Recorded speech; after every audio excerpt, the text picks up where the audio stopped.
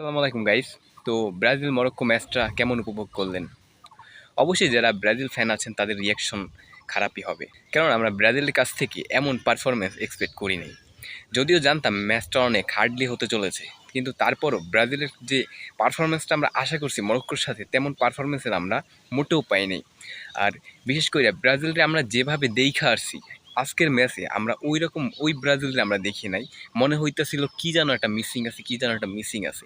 এখন যদি ম্যাচের দিকে যদি আমরা তাকাই, ব্রাজিলের পারফরমেন্স যদি বলি, প্লেয়ারদের পারফরমেন্স যদি বলি, এইখানে কিন্তু ভাই, এইখানে কিন্তু খুবই খুবই বাজে একটা পারফরমেন্স করছে ব্রাজিলের ফুটবলাররা।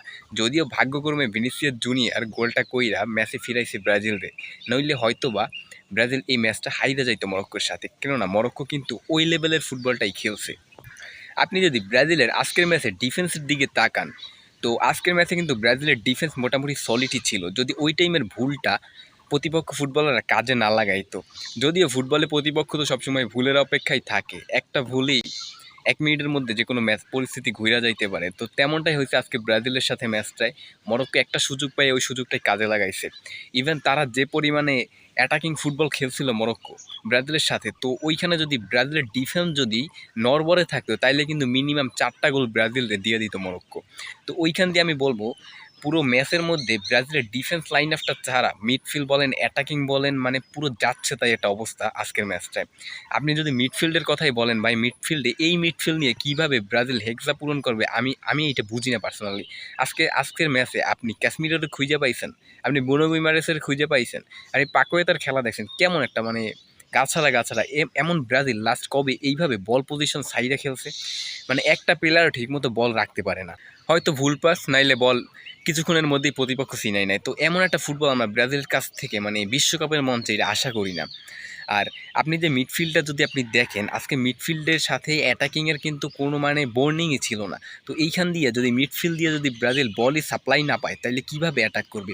আপনি যদি মরক্কোর যদি মিডফিল্ডের সাথে আক্রমণ ভাগের যদি আপনি কম্বিনেশনটা দেখেন, তো এইখানে কিন্তু সেরা কম্বিনেশন ছিল। ইভেন মরক্কো প্রথম 20 মিনিট ব্রাজিলের যে আকারে চাপে রাখছে, আমরা তো ভাবছি যে হয়তো বা ফার্স্ট হাফে আরও কোনো অঘটন ঘটলেও ঘটে যাইতে পারে, কারণ ওই লেভেলেই খেলতেছিল মরক্কো। তো যদিও হালকা কিছু অ্যাটাক ব্রাজিল করছে ম্যাচটা, তারপর কিন্তু ম্যাচের লাগাম কিন্তু মরক্কোর হাতেই ছিল, এবং তারা কিন্তু ব্রাজিল থেকে বেশি অ্যাটাক করছে। ভাই প্রতিটা ম্যাচের প্রতিটা মিনিটে মিনিটে কিন্তু মরক্কোর মিডফিল্ড থেকে কিন্তু তাদের অ্যাটাকিং লাইন আপে বল পাসিং হচ্ছিল, এবং তারা কিন্তু প্রচুর অ্যাটাক করছে ব্রাজিলের রক্ষণে। আর যদি ব্রাজিলের দিকে তাকান, এইখানে কিন্তু মিডফিল্ডে কিন্তু বলই রাখতে পারে নাই ব্রাজিলের মিডফিল্ড ছিল আজকে যাচ্ছে তাই অবস্থা। আপনি যদি দেখেন আজকের ম্যাচে শুধু ভিনিসিয়াস জুনিয়র যে সাইডটা ছিল লেফট উইংয়ে, ব্রাজিল কিন্তু শুধু লেফট উইং কেন্দ্রিক খেলছে। হ্যাঁ, তো এইখানে কিন্তু সফলতা তেমন আসে নাই। ভিনিসিয়াস জুনিয়র যদি ওই গোলটা না করতে পারতো, ব্রাজিল কিন্তু ম্যাচটা হাইরা যাইতো, এই ম্যাচটা কিন্তু জিততে পারতো না, কারণ ওই রকম ওই লেভেলের খেলা কিন্তু ব্রাজিল খেলে নাই।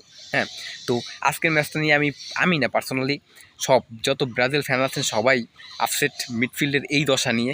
কারণ বুনো গুইমারেস, ক্যাসমিরোর মতো মিডফিল্ড যদি এই রকমের যদি একটা পারফরমেন্স দেয়, তো এটা আশা করা যায় না। আর যদি সেকেন্ড হাফে দেখেন, তো ফিরমিনোরে দিয়ে ভাই আসলে হবে না, কারণ তার যদি আপনি খেলা দেখেন সেকেন্ড হাফে, তো বুঝায় কি কেমন একটা গাছারা ভাব। তার এই মিডফিল্ড দিয়ে ভাই ব্রাজিল কিচ্ছু করতে পারবে না। আপনার সামনে যখন আর্জেন্টিনা, ফ্রান্স, স্পেন, পর্তুগালের মতো প্রতিপক্ষ থাকবে, তখন আপনি কী করবেন? তখন তো আপনার ডেকপ্লক পুরো ভাঙিয়ে দেবে, কারণ তাদের যে হাই স্পিডের যে অ্যাটাকিং লাইন আপ, হ্যাঁ, তো এইখানে তো ব্রাজিল দাঁড়াইতেই পারবে না। আজকের ম্যাচে রাইট উইংয়ের আমি কোনো কম্বিনেশনই বুঝলাম না, যেখানে রাফিনা রাইট উইংয়ে সে লেফটে খেলতেছে, রাইট উইংয়ে ইভানেস ঢুইকে যাইতেছে যে রাইট ব্যাক, হ্যাঁ, লুকাস পাকোয়েতা ঢুইকে যাইতেছে। তো আপনি দেখতেছেন গিয়ে আপনার কিন্তু দুইটা উইং দিয়ে কিন্তু প্রপারলি অ্যাটাক হয়, হ্যাঁ, যেমনটা মরক্কো করছে। তো ব্রাজিলের রাইট উইং দিয়ে কোনো অ্যাটাকই হয় না। লুইস এনরিক নামার পর যদিও কিছু অ্যাটাক হয়েছে, কিন্তু ফার্স্ট হাফ যদি দেখেন বা প্রথম 60 মিনিট যদি দেখেন, এইখানে কিন্তু রাইট উইং দিয়ে কোনো অ্যাটাকই হয় না। ওই ভিনিসিয়াস কেন্দ্রিক ফুটবল, একজন ফুটবল কি ভাই আপনার ম্যাচ জিতাইবে? মানে আজকের ম্যাচটা মানে কি পরিমাণ যে বাজে ব্রাজিল খেলছে, এইটা যারা ম্যাচটা দেখছে তারাই বুঝতে পারে। এই রকমের যদি ম্যাচ ব্রাজিল খেলে ওয়ার্ল্ড কাপে, তো ওয়ার্ল্ড কাপে হয়তো বা নক আউট থেকে ব্রাজিলের বাদ পড়তে হইবে। আর ব্রাজিলের এই ফরমেশনটা চেঞ্জ করতে হবে। আর আপনি যদি ভাই আপনার সেকেন্ড হাফে কিন্তু যখন ম্যাথিউস কুনহা নামছে, লুইস এনরিকে নামছে, তখন কিন্তু ম্যাচের কিন্তু গতিপথ হালকা হইলেও স্পিড বাইরে গেছে ম্যাচের। তো ম্যাথিউস কুনহা কিন্তু প্রচুর প্রেসিং করে খেলছে, এটা মানতে হবে। কিন্তু এখন এই প্লেয়ারটার কিন্তু স্টার্টিং 11-এ রাখাটা উচিত ছিল, আমি পার্সোনালি মনে করি, কিন্তু কার্লো আনচেলত্তি রাখে না, ইগো থিয়া করে রাখছে। তো তারে দিয়ে কিন্তু তেমন কোনো আউটপুট ব্রাজিল পায় নাই। ইভেন কার্লো আনচেলত্তির কিন্তু ম্যাচটা আরও মিস্টেক আছে। আপনি ভিনিসিয়াসের ভিনিসিয়াসরে দিয়ে পুরো 90 মিনিট খেলাইতেছেন। হ্যাঁ, ভিনিসিয়াস ভালো খেলছে, ফার্স্ট হাফে ভালো করছে, কিন্তু সেকেন্ড হাফে কিন্তু বল লুজ করতেছিল। তো ওইখানে আপনার হাতে কিন্তু ব্যাকআপ হিসেবে মিগেল মার্টিনেলির মতো ফুটবলার আছে, তো আপনি তারে শো করতে পারেন। তার পারফরমেন্স কিন্তু ওই টাইমটা কিন্তু সে কিন্তু অতটা খারাপ ফুটবলার না, ঠিক আছে। লাস্ট 20 মিনিটে কিন্তু যে কোনো একটা মিরাক্কেল ঘটাই দেওয়ার মতো কিন্তু অ্যাবিলিটি আছে ফুটবলারের, তো আপনি করতে পারতেন কিন্তু করেন নাই।